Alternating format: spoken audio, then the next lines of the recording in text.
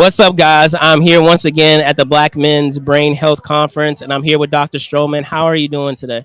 I am doing real well. I'm energized and inspired from all of the speakers and the wonderful collaboration.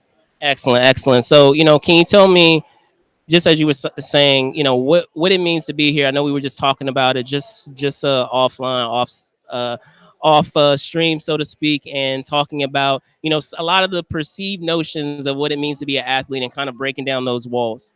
Absolutely. There is no doubt that America has a love affair with sports. And you got the highs and you've got the lows. But oftentimes those highs, they mask the real pain, the challenges, the myths, all the things that are happening in the athletic world, whether it's for youth, whether it's for scholastic, high school, whether it's college and pro. And so today we're able to speak to that and address them and do real talk. Right, excellent. Now, I was talking to Dr. Hill, just a moment ago, and just that idea of, it's not always every day where, you're speaking on an issue, but the place in which the issue is, whether in this case it's the league or organization, you have representatives, faces of that organization that are also here, in support of talking about that topic. So can you, speak to that as well? Yes, well, I am a big believer that we have to move beyond behaviors and choices and move to what is happening in our systems and structures, as in what has been built inside the system and institution, such that regardless of who comes into power, who's the director, who is the program officer, that you still have poor outcomes for brown and black people. And so we have to do that systemic work. We have to look at what is making people who would like get elected and go to DC, but yet they don't change anything. They're in DC. So it's the same thing. We have people joining healthcare organizations, major companies working on diseases and illnesses, but yet the outcomes stay the same. I say there's something in the system, the way it's built. Absolutely. And, just as I said, we have players here, which is great that we have that support there. Can you also talk a bit? It feels like you teased it just now, is, commenting on those other figures as well, those coaches, perhaps folks that are, the sports directors of the university. So the other, components, those other individuals that shape, how athletic program is run. Well, I'm a big believer that you have to hear from the voices in the community.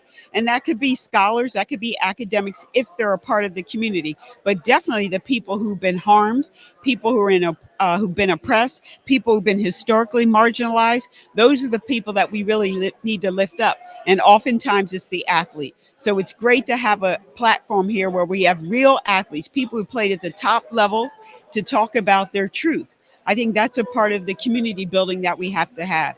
And then when those people, when they mobilize, when they organize, then you can affect change at the senior level, as in those administrators who have the jobs and they keep saying, oh, we're going to do this. They put out statements, oh, we're going to look at it a different way, and nothing changes. We need the people who are closest to the issues, the people who are feeling the harm.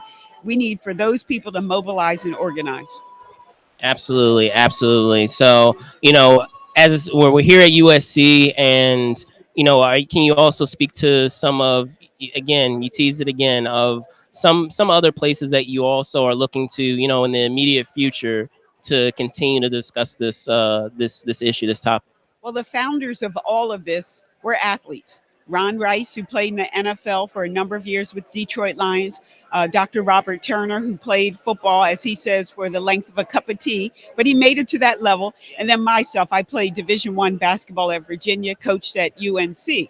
And so when you have that sport thread, then what we do in cognitive aging, what we do in Alzheimer's research, what we do in related dementias, we're going to go in with the sport angle.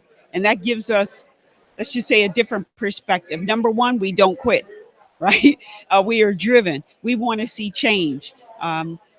Also, I would say that because it's important to recruit, retain people of color in this space, Black men, then we need to go at it in a different way. And we think by combining sports with the area of looking at brain health, we think that's one angle which we can go in and possibly create more attention to this. Outstanding. Well, there you guys have it. Again, I'm here at the Black Men's Brain Health Conference. I'm here with Dr. Stroman. I'm Brandon Choi. I will see you soon.